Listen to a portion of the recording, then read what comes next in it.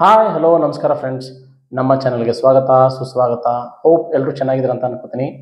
Friends, ಇವತ್ತು ಒಂದು ಒಳ್ಳೆಯ ಕಂಟೆಂಟ್ ಇರುವಂಥ ವಿಡಿಯೋವನ್ನು ನಿಮಗೋಸ್ಕರ ತಂದಿದ್ದೀನಿ. ದಯವಿಟ್ಟು ಈ ವಿಡಿಯೋನ ಪೂರ್ತಿಯಾಗಿ ನೋಡಿ ಮತ್ತು ಅರ್ಥ ಮಾಡಿಕೊಳ್ಳಿ. ಇದರಿಂದ ನಿಮ್ಮ ಫಿನಾನ್ಷಿಯಲ್ ಕಂಡೀಷನ್ನೇ ಚೇಂಜ್ ಆಗಬಹುದು. ಅದು ಏನೆಂದರೆ 5 ಇನ್ವೆಸ್ಟ್ಮೆಂಟ್ ಪ್ಲ್ಯಾನ್ಸ್. ಈ 5 ಇನ್ವೆಸ್ಟ್ಮೆಂಟ್ ಪ್ಲ್ಯಾನ್ಗಳಲ್ಲಿ ನೀವು ನಿಮಗೆ ಬೇಕಾದ ಪ್ಲ್ಯಾನನ್ನು ಆಯ್ಕೆ ಮಾಡಿಕೊಳ್ಳಬಹುದು ಮತ್ತು ಸಣ್ಣದಾಗಿ ಅಂದರೆ ಸಣ್ಣ ಅಮೌಂಟಿನಿಂದ ನೀವು ಇನ್ವೆಸ್ಟ್ಮೆಂಟ್ ಮಾಡೋದಕ್ಕೆ ಸ್ಟಾರ್ಟ್ ಮಾಡಬಹುದು. ಫ್ರೆಂಡ್ಸ್, ನಾನು ಇಲ್ಲಿ ನಿಮಗೆ ಒಂದು ಎಕ್ಸಾಂಪಲ್ ಮೂಲಕ ಈ 5 ಇನ್ವೆಸ್ಟ್ಮೆಂಟ್ ಪ್ಲ್ಯಾನ್ಗಳ ಬಗ್ಗೆ ಹೇಳಿಕೊಡ್ತೇನೆ.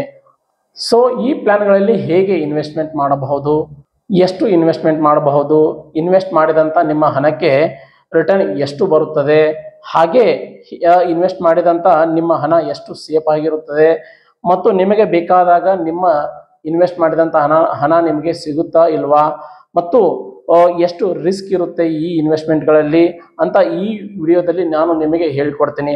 ಅದಕ್ಕಿಂತ ಮುಂಚೆ ನೀವಿನ್ನೂ ನಮ್ಮ ಚಾನಲ್ಗೆ ಸಬ್ಸ್ಕ್ರೈಬ್ ಆಗಿಲ್ಲ ಅಂದರೆ ದಯವಿಟ್ಟು ಸಬ್ಸ್ಕ್ರೈಬ್ ಆಗಿ, ಹಾಗೆ ಪಕ್ಕದಲ್ಲಿರುವ ಬೆಲ್ ಐಕಾನನ್ನು ಪ್ರೆಸ್ ಮಾಡಿ. ಫ್ರೆಂಡ್ಸ್, ನಾನು ಮುಂಚೆನೇ ಹೇಳಿದ ಹಾಗೆ ಒಂದು ಎಕ್ಸಾಂಪಲ್ದೊಂದಿಗೆ ಈ 5 ಇನ್ವೆಸ್ಟ್ಮೆಂಟ್ ಆಪ್ಷನ್ಸ್ಗಳ ಬಗ್ಗೆ ನಾನು ನಿಮಗೆ ಹೇಳಿಕೊಡ್ತೀನಿ. ನೋಡಿ ಫ್ರೆಂಡ್ಸ್, ತಿಂಗಳಿಗೆ ಕನಿಷ್ಠ 25,000 ರೂಪಾಯಿಯ ಸಂಬಳ ಇರುವಂಥ ಅಥವಾ ಇನ್ಕಮ್ ಇರುವಂಥ ವ್ಯಕ್ತಿಗೆ ಈ 5 ಇನ್ವೆಸ್ಟ್ಮೆಂಟ್ ಪ್ಲಾನ್ಗಳು ಹೇಗೆ ಯೂಸ್ಫುಲ್ ಅಂತ ನೋಡೋಣ. ಅದಕ್ಕಿಂತ ಮುಂಚೆ ಈ ಇನ್ವೆಸ್ಟ್ಮೆಂಟ್ಗಳಲ್ಲಿನ ಹೂಡಿಕೆಯು ಅಂದರೆ ಇನ್ವೆಸ್ಟ್ಮೆಂಟ್ ವಿವಿಧ ರೀತಿಯ ಅಪಾಯ ಅಂದರೆ ರಿಸ್ಕ್, ಲಿಕ್ವಿಡಿಟಿ ಮತ್ತು ಎಕ್ಸ್ಪೆಕ್ಟೆಡ್ ರಿಟರ್ನ್ಗಳ ಮೇಲೆ ಡಿಪೆಂಡ್ ಆಗಿರ್ತದೆ ಅಂತ ನಾನು ನಿಮಗೆ ಇಲ್ಲಿ ಕ್ಲಿಯರಿಫೈ ಮಾಡಿಕೊಡ್ತೀನಿ. ಫ್ರೆಂಡ್ಸ್, ಬನ್ನಿ ಆ 5 ಇನ್ವೆಸ್ಟ್ಮೆಂಟ್ ಆಪ್ಷನ್ಸ್ಗಳು ಯಾವುವು ಅಂತ ನೋಡೋಣ. ನೋಡಿ, ಇಲ್ಲಿ ಮೊದಲನೇ ಆಪ್ಷನ್ PPF ಅಂದರೆ ಪಬ್ಲಿಕ್ ಪ್ರಾವಿಡೆಂಟ್ ಫಂಡ್, ಎರಡನೇದು SIP ಅಂದರೆ ಸಿಸ್ಟಮೆಟಿಕ್ ಇನ್ವೆಸ್ಟ್ಮೆಂಟ್ ಪ್ಲಾನ್, ಮೂರನೇದು fixed deposit that is FD, 4 gold investment ಮತ್ತು 5ನೇದು ಸ್ಟಾಕ್ಸ್ ಅಲ್ಲಿ ಇನ್ವೆಸ್ಟ್ಮೆಂಟ್ ಮಾಡುವುದು. ಮೊದಲನೆಯ ಇನ್ವೆಸ್ಟ್ಮೆಂಟ್ ಆಪ್ಷನ್ PPF ಅಂದರೆ ಪಬ್ಲಿಕ್ ಪ್ರಾವಿಡೆಂಟ್ ಫಂಡ್. ಇದು EPF ತರಾನೇ ಅಂದರೆ ಎಂಪ್ಲಾಯಿ ಪ್ರಾವಿಡೆಂಟ್ ಫಂಡ್ ತರಾನೇ, ಬಟ್ ಅಲ್ಲಿ EPF ನಲ್ಲಿ ಓನ್ಲಿ ಜಾಬ್ ಹೋಲ್ಡರ್ಸ್ ಅಷ್ಟೇ ಇನ್ವೆಸ್ಟ್ಮೆಂಟ್ ಮಾಡಬಹುದು, ಬಟ್ PPF ನಲ್ಲಿ ಯಾರು ಬೇಕಾದರೂ ಇನ್ವೆಸ್ಟ್ಮೆಂಟ್ ಮಾಡಬಹುದು. ಫ್ರೆಂಡ್ಸ್, ನಿಮಗೆ ಲಾಂಗ್ ಟರ್ಮ್ ಸೇವಿಂಗ್ಸ್ ಬೇಕಾಗಿತ್ತಂತಂದರೆ ನೀವು PPF ಇನ್ವೆಸ್ಟ್ಮೆಂಟ್ ಆಪ್ಷನ್ ಅನ್ನು ಚೂಸ್ ಮಾಡಿಕೊಳ್ಳಬಹುದು. ಇದು ಲಾಂಗ್ ಟರ್ಮ್ ಸೇವಿಂಗ್ಸ್ಗೆ ಎಸ್ಪೆಷಲಿ ರಿಟೈರ್ಮೆಂಟ್ ಬೆನಿಫಿಟ್ಗೆ ಹೇಳಿ ಮಾಡಿದಂಥ one of the best investment option ಅಂತ ಹೇಳಬಹುದು. ಮತ್ತು ಇದರಿಂದ ಈ PPF ನಲ್ಲಿ ನೀವು ಇನ್ವೆಸ್ಟ್ಮೆಂಟ್ ಮಾಡುವುದರಿಂದ ನಿಮಗೆ ಟ್ಯಾಕ್ಸ್ ಬೆನಿಫಿಟ್ ಕೂಡ ಸಿಗುತ್ತೆ. ಇನ್ನು PPF ನಲ್ಲಿ ಇನ್ವೆಸ್ಟ್ಮೆಂಟ್ ಮಾಡುವುದರಿಂದ ಏನಾದರೂ ರಿಸ್ಕ್ ಇದೆಯಾ ಅಂತ ನೋಡುವುದಾದರೆ ನೋಡಿ, ಇಲ್ಲಿ ರಿಸ್ಕ್ ಫ್ಯಾಕ್ಟರ್ ತುಂಬಾನೇ ಕಡಿಮೆ ಇದೆ compare to other investment options.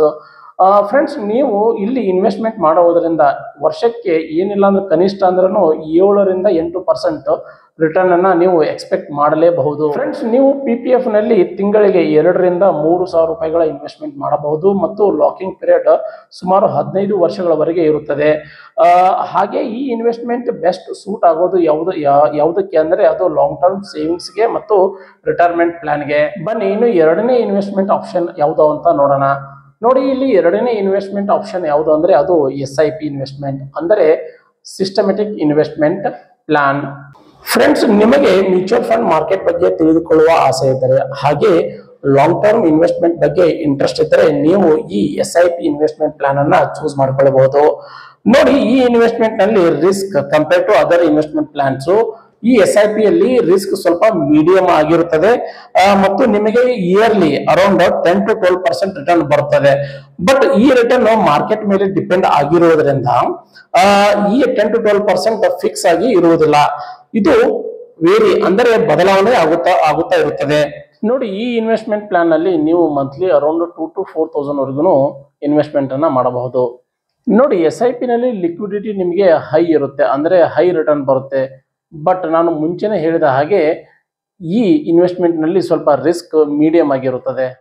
ಇನ್ನು ನೆಕ್ಸ್ಟ್ ಇನ್ವೆಸ್ಟ್ಮೆಂಟ್ ಪ್ಲಾನ್ ಯಾವುದಪ್ಪ ಅಂತಂದ್ರೆ ಅದು FD ಅಂದರೆ ಫಿಕ್ಸ್ಡ್ ಡೆಪಾಸಿಟ್. ನೋಡಿ ಫ್ರೆಂಡ್ಸ್, ನಿಮಗೆ ರಿಸ್ಕ್ ತೆಗೆದುಕೊಳ್ಳೋದಕ್ಕೆ ಇಷ್ಟ ಇಲ್ಲ ಅಂತಂದರೆ ಹಾಗೆ ನಿಮ್ಮ ಹಣ ಜೋಪಾನವಾಗಿ ಇರಬೇಕು ಅಂತ ನೀವು ಇಷ್ಟಪಡ್ತಿದ್ರೆ ನೀವು ಈ ಫಿಕ್ಸ್ಡ್ ಡೆಪಾಸಿಟ್ ಇನ್ವೆಸ್ಟ್ಮೆಂಟ್ ಪ್ಲಾನ್ ಅನ್ನ ಚೂಸ್ ಮಾಡಬಹುದು. ಫ್ರೆಂಡ್ಸ್, ನೋಡಿ, FD ಯಲ್ಲಿ ರಿಸ್ಕ್ ತುಂಬಾನೇ ಅಂದರೆ ತುಂಬಾ ಕಡಿಮೆ ಇರುತ್ತದೆ ಮತ್ತು ನಿಮಗೆ on on average yearly 6 to 8% return ಬಂದೇ ಬರುತ್ತದೆ. ಮತ್ತು ಇದು ಎಫ್ ಡಿ ಏನಿದೆಯಲ್ಲ ಇದು ಲಾಂಗ್ ಟರ್ಮ್ ಇನ್ವೆಸ್ಟ್ಮೆಂಟ್ ಆಗಿರೋದ್ರಿಂದ ಬ್ಯಾಂಕುಗಳು ಕೊಡುವ ರೇಟ್ ಆಫ್ ಇಂಟ್ರೆಸ್ಟು RBI ಮೇಲೆ ಡಿಪೆಂಡ್ ಆಗಿರುತ್ತದೆ. ಅಂದರೆ reserve bank of India the policy ಮೇಲೆ ಡಿಪೆಂಡ್ ಆಗಿರುತ್ತದೆ. ಇನ್ನು ಎಫ್ ಡಿಯಲ್ಲಿ ಅಂದರೆ ಫಿಕ್ಸ್ಡ್ ಡೆಪಾಸಿಟ್ ಸ್ಕೀಮ್ನಲ್ಲಿ ನೀವು ಅರೌಂಡ್ 3 to 5,000 ವರೆಗೂ ಮಂತ್ಲಿ ಇನ್ವೆಸ್ಟ್ಮೆಂಟನ್ನು ಮಾಡಬಹುದು. ಫಿಕ್ಸ್ಡ್ ಡೆಪಾಸಿಟ್ ಸ್ಕೀಮ್ನಲ್ಲಿ ನೀವು ಇನ್ವೆಸ್ಟ್ ಮಾಡುವಂಥ ಹಣ ಸೇಫ್ ಆ್ಯಂಡ್ ಸೆಕ್ಯೂರ್ ಆಗಿರುತ್ತದೆ. ಹಾಗೆ ನಿಮಗೆ ಮಂತ್ ಆನ್ ಮಂತು ಒಂದು ಸ್ಟೇಬಲ್ ರಿಟರ್ನ್ ಬರುತ್ತದೆ. ಫ್ರೆಂಡ್ಸ್, ಇನ್ನು ನೆಕ್ಸ್ಟ್ ಇನ್ವೆಸ್ಟ್ಮೆಂಟ್ ಆಪ್ಷನ್ ಯಾವುದಪ್ಪ ಅಂದರೆ ಅದು ಬಂಗಾರ ಅಂದರೆ ಗೋಲ್ಡ್ನಲ್ಲಿ ಇನ್ವೆಸ್ಟ್ಮೆಂಟ್ ಮಾಡುವುದು. ಗೋಲ್ಡ್ನಲ್ಲಿ ಅಂದರೆ ಬಂಗಾರದಲ್ಲಿ ಇನ್ವೆಸ್ಟ್ಮೆಂಟ್ ಮಾಡುವುದು one of the oldest and traditional investment method ಆಗಿದೆ. ಇದು ಮಾರ್ಕೆಟ್ನಲ್ಲಿ ಆಗುವ ಇನ್ಫ್ಲೇಷನ್ ಅಂದರೆ ಹಣದುಬ್ಬರದ ವಿರುದ್ಧ one of the best investment plan ಆಗಿದೆ.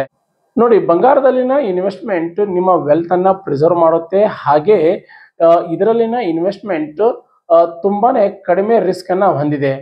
ಸೊ ಹಾಗಾಗಿ ಗೋಲ್ಡ್ ದಲ್ಲಿನ ಇನ್ವೆಸ್ಟ್ಮೆಂಟ್ ಅನ್ನ ಲೋ ರಿಸ್ಕ್ ಇನ್ವೆಸ್ಟ್ಮೆಂಟ್ ಪ್ಲಾನ್ ಅಂತಾನೆ ಹೇಳಲಾಗುತ್ತದೆ. ನೋಡಿ, ಇಲ್ಲಿ ನಿಮಗೆ ಇಯರ್ಲಿ ಅಟ್ಲೀಸ್ಟ್ 10 to 12% ರಿಟರ್ನ್ ಬಂದೇ ಬರುತ್ತದೆ ಮತ್ತು ಗೋಲ್ಡ್ ಪ್ರೈಸ್ ನಲ್ಲಿ ಇಯರ್ಲಿ ಅಟ್ಲೀಸ್ಟ್ 10 to 12% ಇನ್ಕ್ರೀಸ್ ಆಗೇ ಆಗುತ್ತದೆ. ಫ್ರೆಂಡ್ಸ್, ಇನ್ನು ಗೋಲ್ಡ್ ದ ಲಿಕ್ವಿಡಿಟಿ ಚಾನ್ಸ್ ಅನ್ನು ನೋಡುವುದಾದರೆ ಗೋಲ್ಡ್ ಅನ್ನ ನೀವು ಎಮರ್ಜೆನ್ಸಿ ಟೈಮ್ನಲ್ಲಿ ಮಾರಿದರೂ ನಿಮಗೆ ಕ್ಯಾಶ್ ಇಮಿಡಿಯೇಟ್ ಆಗಿ ಸಿಗುತ್ತದೆ. ಆದ್ದರಿಂದ gold the liquidity chance high ಇದೆ. ಸೊ ಹಾಗಾಗಿ ನೀವು ಗೋಲ್ಡ್ ನಲ್ಲಿ ಕಡಿಮೆ ಅಮೌಂಟ್ ದಿಂದನೂ ಮಂತ್ಲಿ ಇನ್ವೆಸ್ಟ್ಮೆಂಟ್ ಮಾಡೋಕೆ ಸ್ಟಾರ್ಟ್ ಮಾಡಬಹುದು. ಫ್ರೆಂಡ್ಸ್, ಇನ್ನು ಕಡೆಯ ಇನ್ವೆಸ್ಟ್ಮೆಂಟ್ ಆಪ್ಷನ್ ಯಾವುದು ಅಂತ ನೋಡುವುದಾದರೆ ಅದು ಸ್ಟಾಕ್ಸ್ ಅಂದರೆ ಕಂಪನಿಗಳ ಶೇರ್ಸ್ಗಳಲ್ಲಿ ಇನ್ವೆಸ್ಟ್ಮೆಂಟ್ ಮಾಡುವುದು. ಇನ್ನು ಸ್ಟಾಕ್ಸ್ಗಳಲ್ಲಿನ ಇನ್ವೆಸ್ಟ್ಮೆಂಟ್ ಹೈ ರಿಸ್ಕ್ ಇಂದ ಕೂಡಿರುತ್ತದೆ. ಹಾಗಾಗಿ ಇನ್ವೆಸ್ಟರ್ಸ್ಗೆ ಹೈ ರಿಸ್ಕ್ ಅನ್ನ ತೆಗೆದುಕೊಳ್ಳುವ ಇಂಟ್ರೆಸ್ಟ್ ಇದ್ದರೆ ಮಾತ್ರ ಕಂಪನಿಗಳ ಸ್ಟಾಕ್ಸ್ಗಳಲ್ಲಿ ಇನ್ವೆಸ್ಟ್ಮೆಂಟ್ ಮಾಡುವುದು ತುಂಬಾನೇ ಬೆಸ್ಟ್ ಪ್ಲಾನ್. ಬಿಕಾಸ್ ಸ್ಟಾಕ್ಸ್ಗಳಲ್ಲಿನ ಇನ್ವೆಸ್ಟ್ಮೆಂಟ್ ಹೈ ರಿಸ್ಕ್ ದಿಂದ ಕೂಡಿದೆ, ಹಾಗೆ ಹೈ ಪ್ರಾಫಿಟ್ ಇದೆ. ಸೊ ಇದರಿಂದ ಹೈ ರಿಸ್ಕ್ ಹೈ ಪ್ರಾಫಿಟ್ ಅಂತ ಒಂದು ನಾನುಡಿ ಇದೆ. ಸೊ ಸ್ಟಾಕ್ಸ್ಗಳಲ್ಲಿನ ಇನ್ವೆಸ್ಟ್ಮೆಂಟ್ ಅನ್ನೋದು ಒಂದು ತುಂಬಾನೇ ದೊಡ್ಡ ರಿಸ್ಕ್ ಅಂತಾನೆ ಹೇಳಬಹುದು. ಮತ್ತು ರಿಟರ್ನ್ ಅನ್ನ on on average 20% yearly expect ಮಾಡಬಹುದು. But it completely depends upon international political affairs. ಇನ್ನು ಕಂಪನಿಗಳ ಸ್ಟಾಕ್ಸ್ಗಳಲ್ಲಿ ಇನ್ವೆಸ್ಟರ್ಸ್ ತಮ್ಮ ಶಕ್ತಿಗೆ ಅನುಸಾರವಾಗಿ ಇನ್ವೆಸ್ಟ್ಮೆಂಟ್ ಅನ್ನ ಮಾಡಬಹುದು. ಅಂದರೆ ಕಂಪನಿಗಳ ಸ್ಟಾಕ್ಸ್ಗಳನ್ನ ಪರ್ಚೇಸ್ ಮಾಡಬಹುದು. ಇಲ್ಲಿ one of the important subject ಏನಪ್ಪಾ ಅಂತಂದ್ರೆ ಅದು ನೀವು ಶೇರ್ಸ್ ಅನ್ನ ಪರ್ಚೇಸ್ ಮಾಡಬೇಕಾದರೆ ಕಂಪಲ್ಸರಿಯಾಗಿ ಡಿಮ್ಯಾಟ್ ಅಕೌಂಟ್ ಅನ್ನ ಓಪನ್ ಮಾಡಲೇಬೇಕು. ಫ್ರೆಂಡ್ಸ್, ಇನ್ನು ಸ್ಟಾಕ್ಸ್ಗಳ ಲಿಕ್ವಿಡಿಟಿ ಚಾನ್ಸ್ ಅನ್ನು ನೋಡುವುದಾದರೆ ನೀವು ಸ್ಟಾಕ್ಸ್ಗಳನ್ನ ಈಸಿಯಾಗಿ ಮತ್ತು ಇಮಿಡಿಯೇಟ್ ಆಗಿ ಕ್ಯಾಶ್ ಆಗಿ ಕನ್ವರ್ಟ್ ಮಾಡಬಹುದು. ಹಾಗಾಗಿ ಲಿಕ್ವಿಡಿಟಿ ಚಾನ್ಸ್ ಹೈ ಆಗಿದೆ. ಇನ್ನು ಸ್ಟಾಕ್ಸ್ಗಳ ಸಸ್ಟೈನಬಿಲಿಟಿಯನ್ನು ನೋಡುವುದಾದರೆ ನಾನು ನಿಮಗೆ ಮೊದಲೇ ಹೇಳಿದ ಹಾಗೆ ಸ್ಟಾಕ್ಸ್ಗಳಲ್ಲಿ ಇನ್ವೆಸ್ಟ್ಮೆಂಟ್ ಅನ್ನೋದು ಒಂದು ತುಂಬಾನೇ ಹೈ ರಿಸ್ಕ್ ಆದಂಥ ಇನ್ವೆಸ್ಟ್ಮೆಂಟ್ ಆಗಿದೆ. ಸೊ ಹಾಗಾಗಿ ಇಲ್ಲಿ ಯಾರು ರಿಸ್ಕ್ ತೆಗೆದುಕೊಳ್ಳೋದಕ್ಕೆ ರೆಡಿ ಇರ್ತಾರೋ ಅಂಥವ್ರು ಮಾತ್ರ ಸ್ಟಾಕ್ಸ್ಗಳಲ್ಲಿ ಇನ್ವೆಸ್ಟ್ಮೆಂಟ್ ಅನ್ನ ಮಾಡಬಹುದು.